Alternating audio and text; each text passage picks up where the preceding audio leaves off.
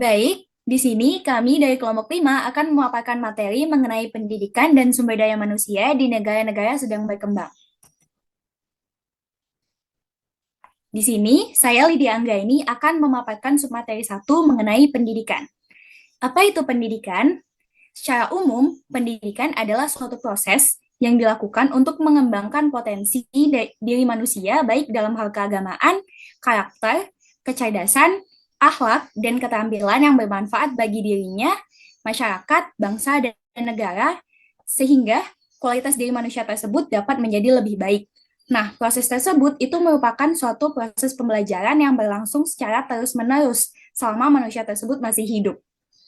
Proses pembelajaran itu dapat ditempuh melalui beberapa jalur, di antaranya yaitu jalur pendidikan formal, yaitu jalur pendidikan dasar, menengah, dan tinggi yang kita tempuh melalui sekolah dan perguruan tinggi.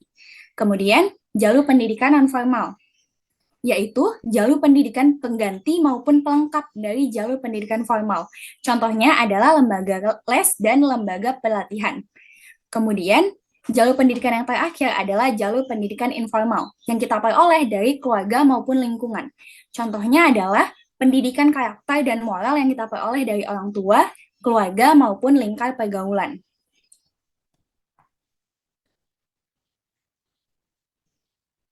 Kemudian, ada beberapa unsur pendidikan, yaitu unsur pendidikan yang pertama adalah peserta didik, yaitu individu yang menjadi subjek didik. Contohnya, di sekolah, peserta didiknya adalah seorang siswa. Kemudian, unsur yang kedua adalah pendidik, yaitu orang yang bertanggung jawab terhadap pelaksanaan pendidikan. Contohnya adalah guru, dosen, dan orang tua. Kemudian, unsur yang ketiga adalah interaksi edukatif, yaitu komunikasi timbal balik yang terjalin antara pendidik dan peserta didik. Lalu unsur yang keempat adalah tujuan pendidikan, yaitu ke arah mana bimbingan atau pembelajaran itu ingin dituju. Kemudian, unsur yang kelima adalah kurikulum, yaitu seperangkat rencana bahan pembelajaran yang harus selalu sesuai dengan perkembangan zaman. Lalu, unsur yang keenam adalah alat dan metode. Contohnya adalah sarana dan prasarana seperti komputer dan infokus yang dapat mendukung kegiatan pembelajaran. Lalu, unsur yang ketujuh adalah perbuatan pendidik. Unsur satu ini sangat berpengaruh terhadap perkembangan peserta didik, baik dari segi moral maupun perbuatan. Lalu, unsur selanjutnya adalah lingkungan, yaitu lingkungan di sekitar lembaga pendidikan yang dapat mendukung kegiatan proses pembelajaran. Kemudian, unsur yang terakhir adalah evaluasi pendidikan, yaitu kegiatan mengulas pembelajaran yang sudah dilalui oleh peserta didik yang biasanya dilakukan melalui tugas-tugas dan ujian. Kemudian, pendidikan memiliki beberapa manfaat, yaitu manfaat yang pertama adalah sebagai sarana informasi dan pemahaman. Melalui pendidikan, setiap individu dapat memperoleh informasi baru dan pemahaman tambahan yang sudah pasti akan kebenarannya. Lalu, manfaat yang kedua adalah untuk memperdalam ilmu pengetahuan. Karena melalui pendidikan, setiap orang itu akan memiliki hak yang sama untuk memperdalam ilmu pengetahuan yang mereka minati. Kemudian, manfaat yang ketiga adalah membantu pembentukan pola pikir yang kritis. Melalui pendidikan, setiap individu sudah dilatih untuk berpikir kritis dan efektif melalui problem solving yang ada. Kemudian, manfaat yang keempat adalah menciptakan sumber daya manusia yang unggul. SDM yang unggul itu tercermin dari seberapa tinggi tingkat intelektualnya. Semakin tinggi tingkat pendidikan, maka akan semakin intelektual masyarakatnya. Kemudian, manfaat yang terakhir adalah untuk meningkatkan kemampuan interpersonal, kreatif, dan komunikasi.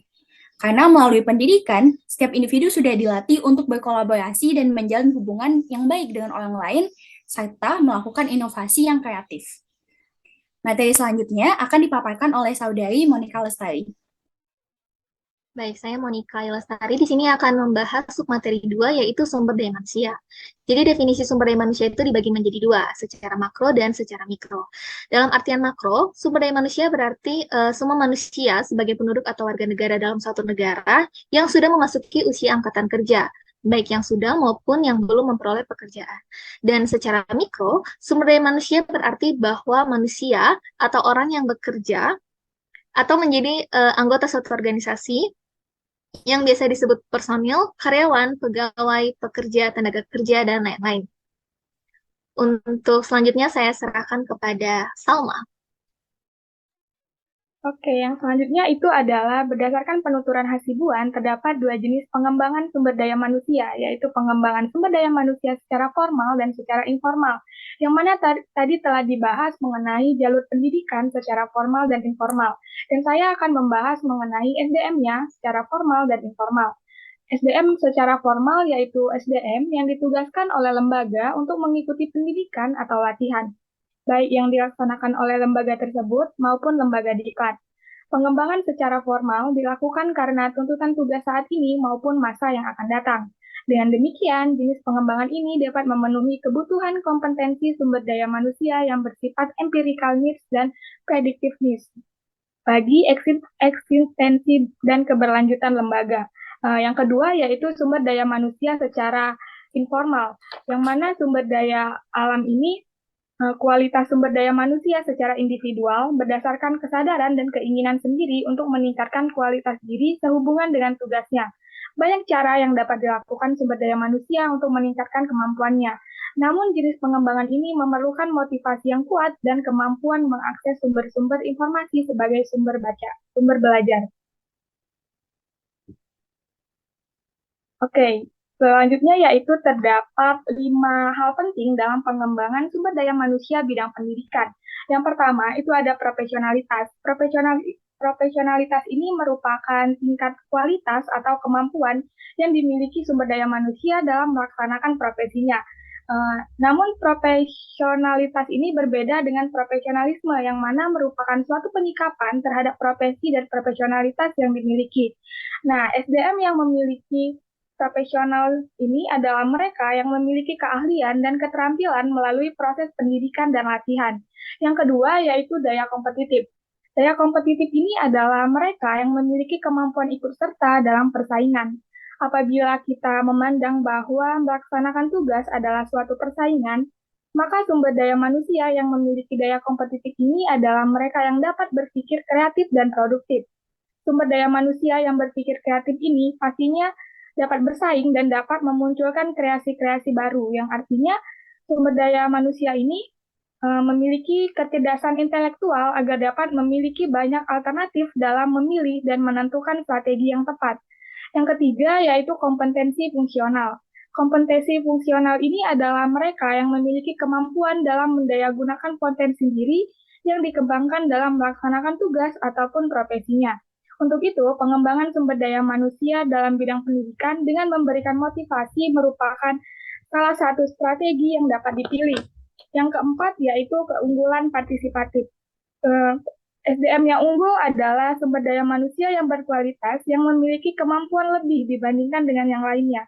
Mereka dapat mengembangkan potensi diri dan sumber daya lainnya dengan optimal. Dengan kemampuan tersebut, sumber daya manusia yang unggul dapat mencapai prestasi untuk kemajuan dirinya, lembaga, bangsa, dan negara. Mereka yang memiliki keunggulan dapat survive dalam kehidupan yang kompetitif, karena mereka memiliki banyak pilihan dan kecerdasan untuk mengambil keputusan yang tepat. Dan yang terakhir yaitu kerjasama.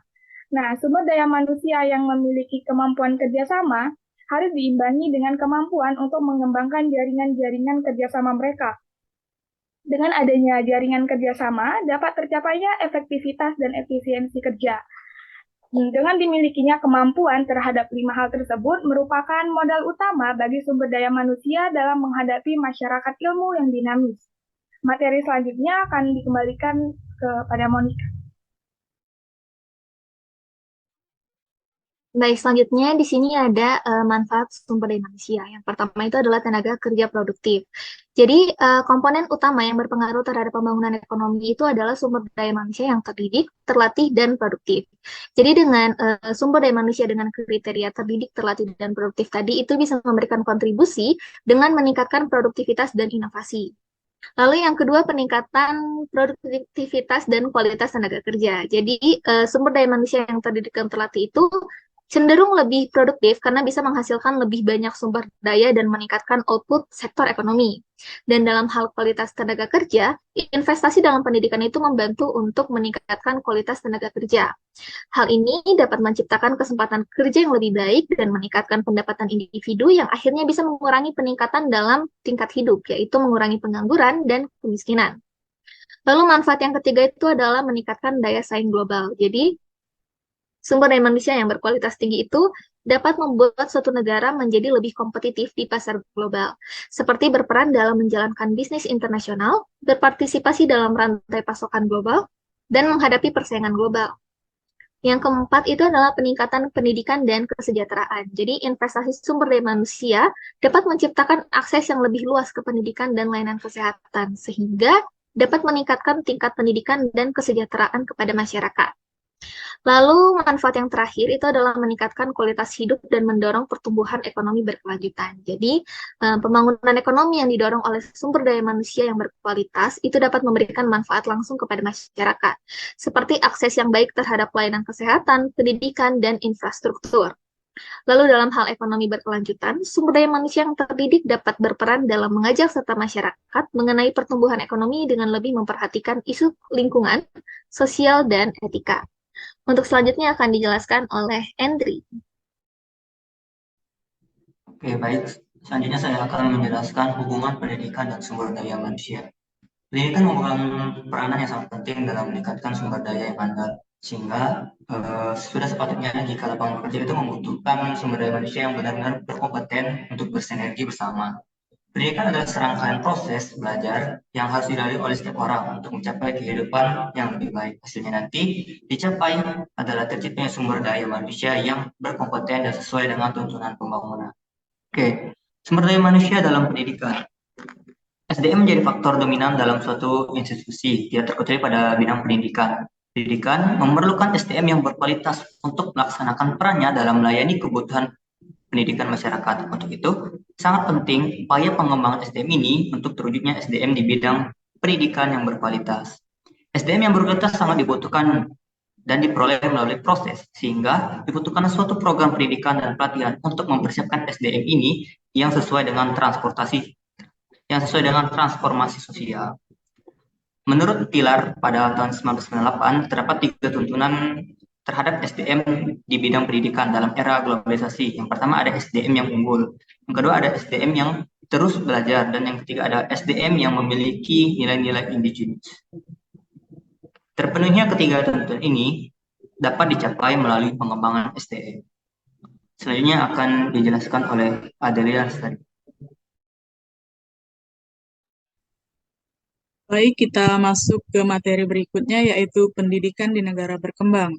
Sebelum kita melihat bagaimana kondisi pendidikan di negara berkembang, mari kita intip sedikit bagaimana kondisi pendidikan di negara maju.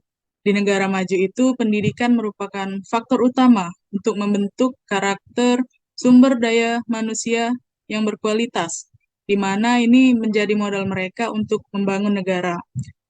Jadi tidak heran jika negara maju itu memiliki sumber daya manusia yang berkualitas tinggi.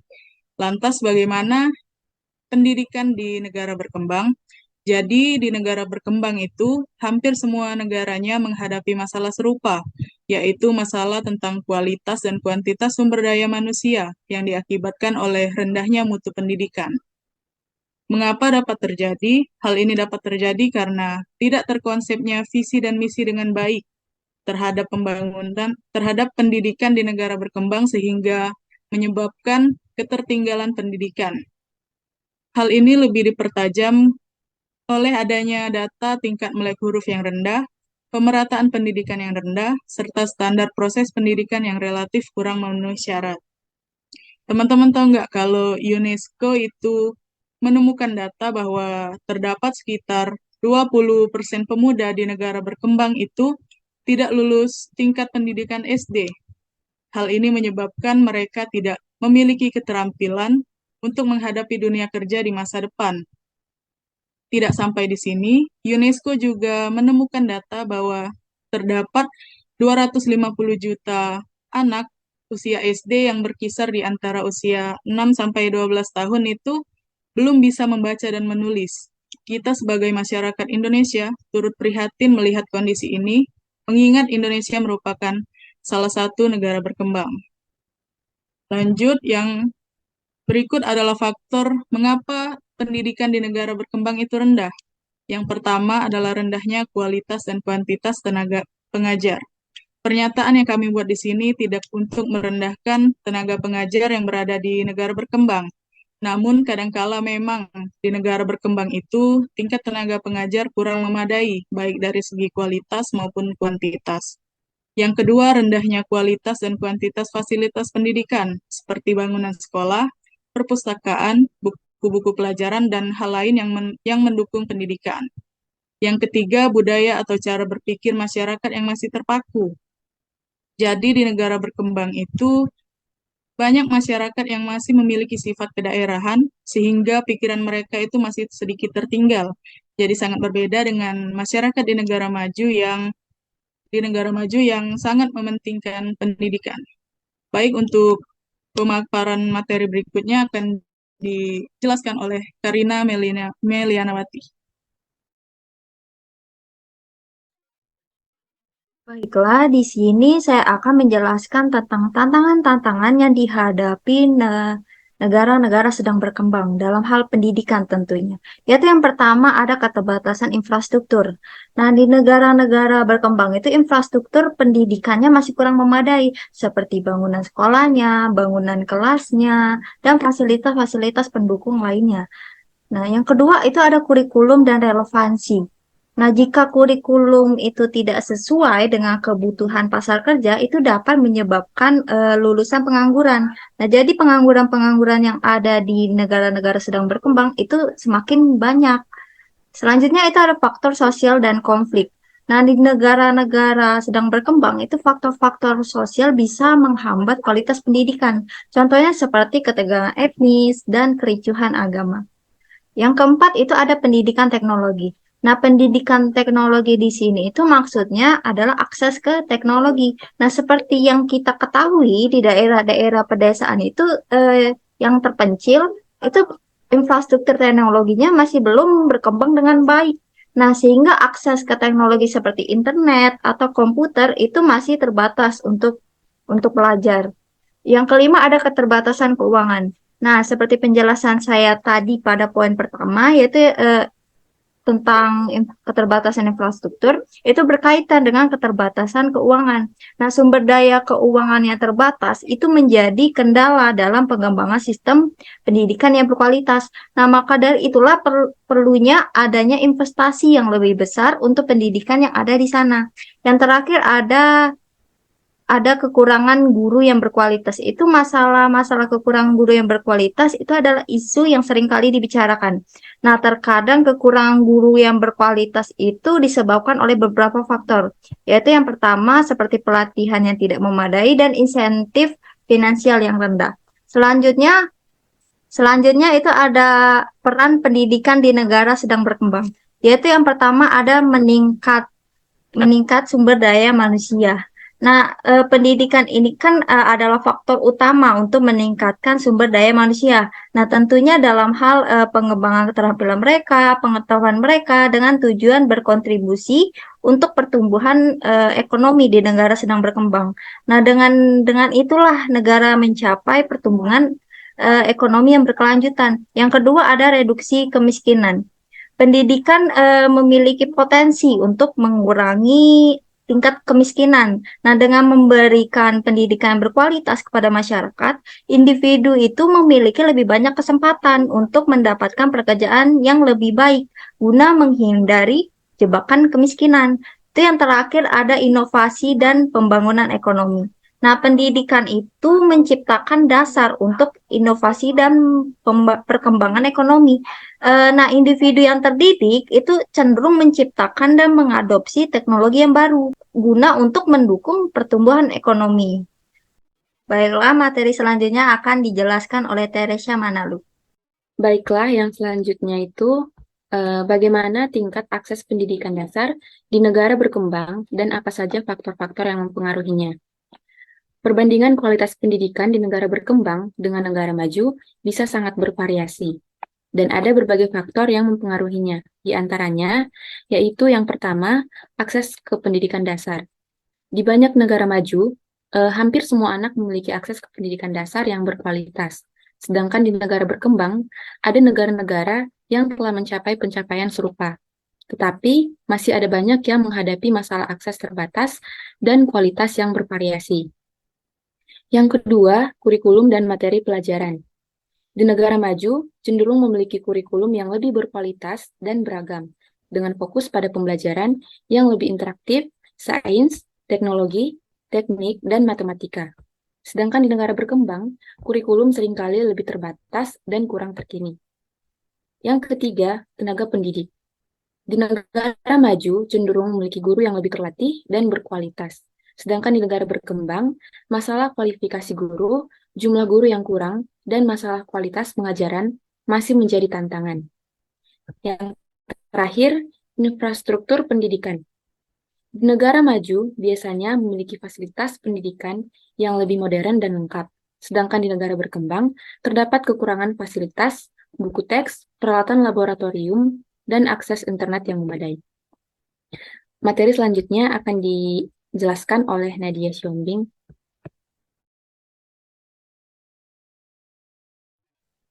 Baik, terima kasih untuk kesempatannya. Dan yang kedua itu apa dampak ketidaksetaraan dalam pendidikan terhadap perkembangan sosial dan ekonomi di negara berkembang? Ketidaksetaraan dalam pendidikan memiliki dampak yang serius terhadap perkembangan sosial dan ekonomi di negara berkembang. Ketidaksetaraan pendidikan dapat mencakup berbagai bentuk, termasuk ketidaksetaraan akses, ketidaksetaraan hasil, dan ketidaksetaraan kesempatan. Berikut adalah beberapa dampak utama ketidaksetaraan dalam pendidikan di negara berkembang. Yang pertama itu adalah peningkatan kemiskinan dan ketidaksetaraan ekonomi.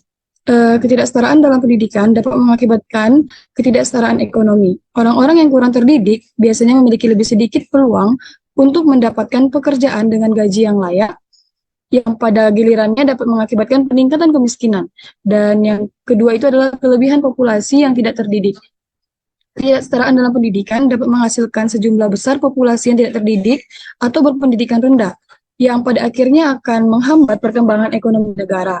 Mengatasi ketidaksetaraan dalam pendidikan adalah penting untuk mencapai pembangunan berkelanjutan di negara berkembang. Ini melibatkan upaya untuk memberikan akses pendidikan yang setara bagi semua, terutama untuk sekelompok yang rentan, yang memiliki penghasilan yang rendah dan relevan dengan kebutuhan ekonomi dan sosial.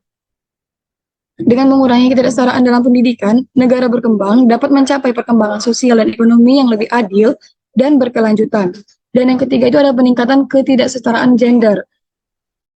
Pendidikan dapat membatasi partisipasi dunia kerja dan mengambil keputusan. Hal ini dapat menghambat perkembangan sosial dan ekonomi negara. Keempat, peningkatan kesenjangan sosial. Pendidikan juga dapat dalam kesenjangan sosial dengan kelompok tertentu yang mungkin lebih sulit untuk mengakses pendidikan berkualitas. Dan yang terakhir itu adalah pembaruan dan inovasi terhambat. Ketidaksetaraan pendidikan dapat menghambat kemampuan suatu negara berkembang untuk berinovasi, berkembang secara ekonomi karena hanya sebagian kecil masyarakat yang memiliki akses pendidikan tinggi dan pelatihan. Terima kasih. Mungkin sekian pemaparan materi kami mengenai pendidikan dan sumber daya manusia di negara berkembang. Kami ucapkan terima kasih dan saya akhiri. Wassalamualaikum warahmatullahi wabarakatuh.